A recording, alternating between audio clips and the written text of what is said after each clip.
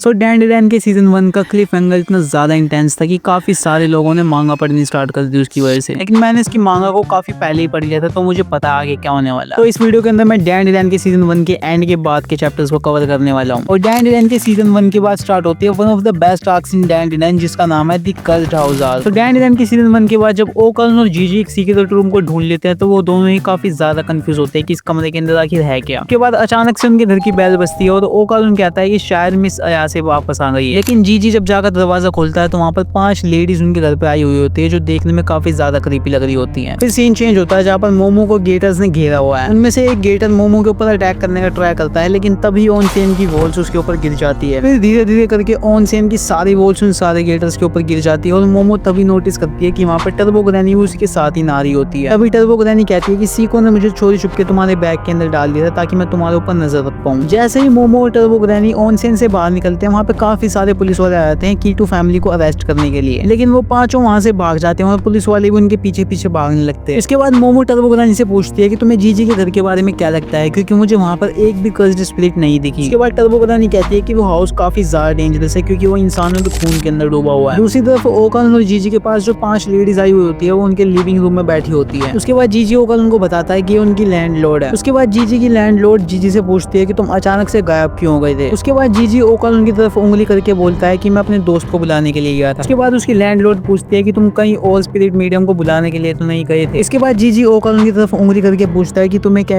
कोई spirit medium लग रहा है। उसके बाद उसकी लैंडलॉर्ड सीधा शॉटगन निकालती है और ओकन उनके फेस पर पॉइंट कर देती है। उसके बाद जीजी कहता है कि आपके पास शूटिंग लाइसेंस नहीं है, अगर मैं कंप्लेंट कर दूंगा तो पुलिस वाले आपको अरेस्ट कर लेंगे। जब ही एकदम से उनके घर के अंदर मेल कीटो फैमिली के मेंबर्स आते हैं। उनके साथ एक पुलिस वाला भी होता है जो उनका पहले पीछा कर रहा था। जब वो सुनते हैं कि जीजी ओकन उनको अपना अच्छा दोस्त बता रहा, तो वो ओकन उनसे पूछते हैं कि जीजी की फेवरेट फुटबॉल टीम कौन सी है। पहले तो ओकन उनको बिल्कुल भी पता नहीं होता, लेकिन तभी जीजी उसके कमरे में लेकर उसकी फेवरेट टीम के पोस्टर के ऊपर पॉइंट करता है, तो ओकन सही जवाब दे देता है। तभी जीजी की लैंडलॉर्ड उससे पूछते हैं कि क्या तुम्हारे साथ कोई लड़की भी आई है, तो जीजी मना कर देता है। उसी वक्त उसकी लैंडलॉर्ड समझ जाती है कि वो झूठ बोल रहा है। दूसरी तरफ मोमो सुचिनो को श्राइन पे विजिट करती है, जहाँ पर उसे एक प्रीस्ट मिलता है। इसके बाद प्रीस्ट मोमो को दी लेजेंड ऑफ द सुचिनोको के बारे में बताता है, जिसमें मोमो को पता चलता है कि पास्ट में इस गांव के अंदर इंसानों की बलि दी जाती थी ताकि उनके गांव का वोल्केनो इरप्ट ना हो। उसके बाद जैसे ही मोमो घर पहुंचती तो वो सोचती है कि ओकन और जीजी एक साथ खेल रहे होंगे, लेकिन जैसे ही वो घर का दरवाजा खोलती है, ओकन और जीजी जमीन के ऊपर पड़े होते हैं। कीटो फैमिली ने ओकन और जीजी को पेलकर जमीन पर लिटाया होता है और जैसे ही मोमो कमरे के अंदर घुसती है, वो उसके ऊपर भी अटैक कर देते हैं। उसके बाद अपनी साइकिक पावर्स का यूज करके मोमो उनमें से 4 या 5 को एक ही अटैक के अंदर नॉकआउट कर देती है। लेकिन एक आदमी चुपके से मोमो के पीछे आकर उसे पकड़ लेता है, लेकिन तभी टर्बो ग्रैनी बैग के अंदर से निकल के एक बैड ऐसा एंट्री मारती है और उसके मुंह पर एक पंच मारती है। उसके बाद कीटो फैमिली की हेड मोमो को किक मारती है, जिसके बाद मोमो सीधा लिविंग रूम के अंदर जाकर गिरती है। फिर मोमो काउंटर अटैक करने का ट्राई करती है, लेकिन कीटो फैमिली की हेड उसे डॉज करके एक और अटैक करती है और मोमो सीधा हिडन रूम के अंदर जाकर गिरती है। उसके बाद कीटो फैमिली की हेड मोमो से पूछते हैं कि आखिर तुम हो कौन, तुम स्पिरिट मीडियम तो लगती नहीं हो। उसके बाद मोमो कहती है कि तुम मेरी छोड़ो, तुम अपनी बताओ, तुम आखिर जीजी की फैमिली के पीछे क्यों पड़े हुए हो। उसके बाद कीटो फैमिली की हेड रिवील करते हैं कि वो 2000 साल से भी ज्यादा से सुचिनोको को इंसानों की बलि दे रहे हैं ताकि हमारे गाँव का वोल्केनो इरप्ट ना हो। और जिस घर के अंदर तुम खड़ी हुई है कोई नॉर्मल घर नहीं है, ये वही घर है जिसके अंदर हम बलि देते हैं। और इसे जानने के बाद मोमो को काफी बड़ा शौक लगता है। उसके बाद कीटो फैमिली की हेड बोलते हैं कि हम काफी ज्यादा लिखे हैं कि हमें 3 बलि और मिल गई है। तभी मोमो नोटिस करती है कि उसके पैर जमीन के अंदर धसे जा रहे हैं और उस कमरे के अंदर का स्ट्रक्चर काफी ज्यादा अजीब। उसके बाद मोमो अपनी पावर्स का यूज करके बाहर निकलने का ट्राई करती है, लेकिन कीटो फैमिली उसका रास्ता ब्लॉक कर लेती है और उसे वापस नीचे धकेल लेती है। तभी ओकन और जीजी पीछे से आते हैं और कीटो फैमिली के सर पर टेबल मार के उन्हें नॉकआउट कर देते हैं। तभी ओकन मोमो को अपना हाथ देकर ऊपर खींचने का ट्राई करता है, लेकिन काफी ज्यादा देर हो जाती है। ओकन, टर्बो ग्रैनी, मोमो, जीजी, कीटो फैमिली सारे सुचिनोको के अंदर गिर जाते हैं। मोमो ओकन को चेक करते हुए ओकन उनसे पूछते हैं कि तुम क्या ठीक हो। ओकन कहता है कि हाँ, जैसे तैसे बची गया। उसके बाद मोमो ओकन और जीजी से पूछते हैं कि हम यहाँ से बाहर कैसे निकलेंगे, क्योंकि जिस कमरे से हम नीचे गिरे हैं वो काफी फीट ऊपर है हमसे। इसके बाद ओकन और मोमो नीचे झांकते हैं तो वो देखते हैं कि नीचे काफी सारे घर दफन हुए हैं। उसके बाद अचानक से मोमो को जीजी की आवाज सुनाई देती है, जो हेल्प के लिए आवाज लगाता है। जीजी एक घर की सीलिंग के कोने में लटका हुआ होता है। मोमो उसे ऊपर खींचने का ट्राई करती है, लेकिन वो फिसल कर नीचे गिर जाता है। लेकिन जिस चीज के ऊपर जीजी गिरा हुआ होता है वो कोई नॉर्मल चीज नहीं होती है, वो एक बड़े से स्नेक टाइप क्रीचर के ऊपर गिर जाता है। वो क्रीचर देखने में काफी ज्यादा बड़ा और काफी ज्यादा क्रीपी होता है। तभी ओकन और टर्बो ग्रैनी बताते हैं कि ये कोई जायंट स्नेक नहीं है जिससे गांव वाले डर रहे हैं, ये एक मंगोलियन डेथ वॉर्म है। लेकिन तभी ओकन बताता है कि एक मंगोलियन डेथ वॉर्म की हाइट सिर्फ 1 मीटर या 2 मीटर तक ही होती है, लेकिन जो हमारी आंखों के सामने कहीं ज्यादा फीट बड़ा है। तभी उन सबको वहाँ पता चलता है कि कीटो फैमिली 200 साल से किसी ग्रेट स्नेक को बलि नहीं दे रही थी इंसानों की, असल में वो एक मंगोलियन डेथ वॉर्म को बलि दे रहे थे। मोमो कीटो फैमिली फैमिली और कीटो फैमिली की हेड को बोलती है कि ये कोई ग्रेट स्नेक नहीं है, ये एक मंगोलियन डेथ वॉर्म है। लेकिन फिर भी कीटो फैमिली की हेड ओकल, मोमो और जीजी की बलि देने की सोचती है। तभी अचानक से सूचिनो को कीटो फैमिली पे अटैक करता है और उन्हें निकल जाता है और यहीं पर चैप्टर एंड हो जाता है। तो इस वीडियो के अंदर मैंने 6 या 7 चैप्टर को कवर किया है क्योंकि कर्स्ड हाउस आर्क काफी ज्यादा लंबी है। अगर मुझे इस वीडियो के ऊपर अच्छा रिस्पॉन्स मिलता है तो मैं नेक्स्ट वीडियो के अंदर पूरी कर्स्ड हाउस आर्क को एक्सप्लेन कर दूंगा। सो अगर तुम्हें पार्ट 2 चाहिए तो कमेंट कर देना। मिलता हूँ तुमसे पार्ट 2 के अंदर, जब तक के लिए बाय बाय।